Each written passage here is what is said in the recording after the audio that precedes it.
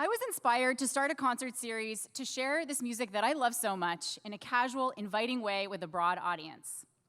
I'm interested in bringing more young people to concerts and removing the stigma that classical music is formal and exclusive.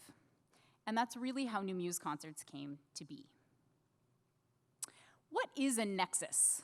A nexus is a connection or series of connections linking two or more things, a connected group or series, or the central and most important point or place. And I think this word really embodies what New Muse is and what New Muse does in lots of different ways. One of the most important things we do is play. Play the violin, play percussion, play the piano, play music that was written hundreds of years ago, play music that is written today, play classical music, and play music of other styles and genres too. I love that often when I talk about what I do, I say I play the violin, not I work at the violin. And I think there's an inviting quality to music that exists in part because of the way we talk about it. But that doesn't mean that we haven't worked our asses off to learn how to play our instruments. I started taking violin lessons when I was 8, and I'm still learning and improving. Another important thing we do with New Muse concerts is teach. We give background on the composers, who they were, how they lived, and what they were going through when they wrote a piece of music. We show how the pieces on the program are constructed and how they relate to one another. And we give an inside view of the process of rehearsing and performing. We invite you in. You don't have to know anything about classical music or any other genre of music to appreciate what we do. If you feel something, you get it. This is another example of how we embody the idea of nexus, creating connections. At New Muse concerts, we like to party. And we know how to throw a good one. Come to a concert, enjoy a cold drink or two and some snacks, chat with the artists, chat with friends, meet interesting strangers. We bring people together and we want you to feel welcome and included. Come as you are, there is no dress code.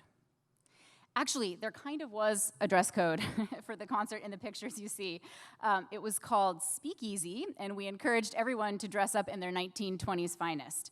And our audience really rose to the occasion, I have to say. But usually there's no dress code. We use music to tell stories, and each one of our programs has a theme.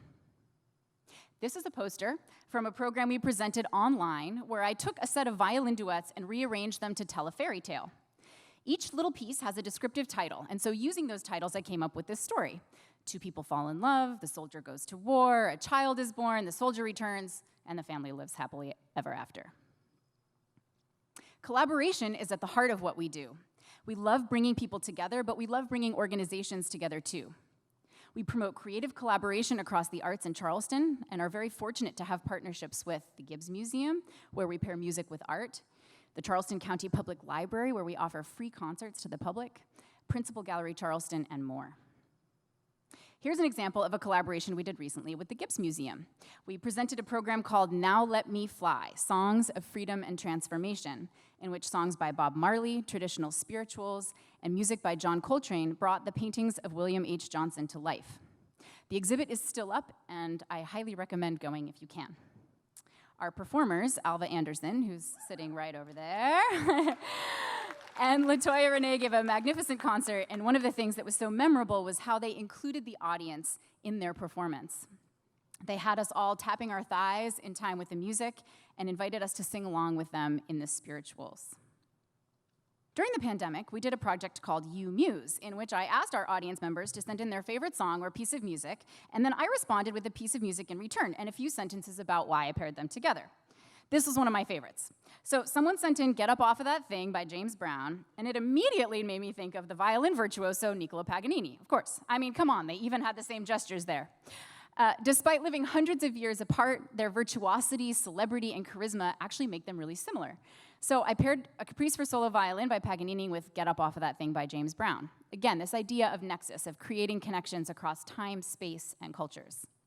And this project really allowed us to stay connected with our audience when we couldn't gather for live music.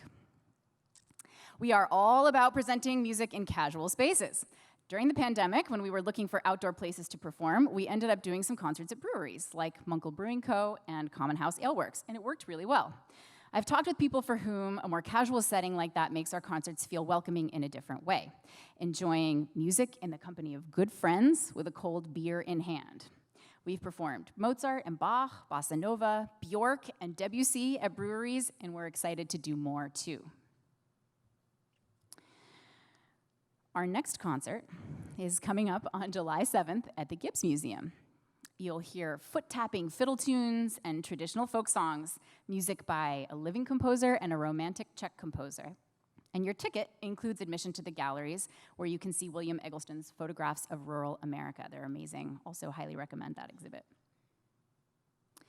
Also coming up this summer is a program of music for string quartet and electronics. One quartet uses recorded speech to generate melody and rhythm, and the other quartet brings pre-recorded sounds and electronics together with the warmth of a live string quartet. It's a super funky piece, really, really fun. And I love the way the old form of the string quartet comes together with the technology and sounds of today in this program. I can't wait to share this music with our listeners.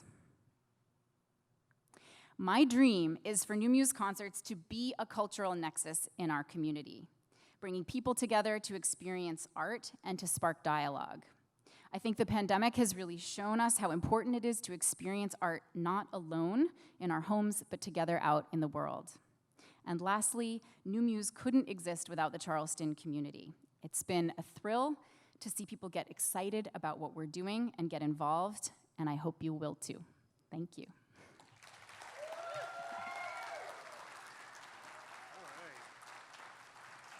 Lydia, thank you so much. Right on the dot almost, too. Perfect.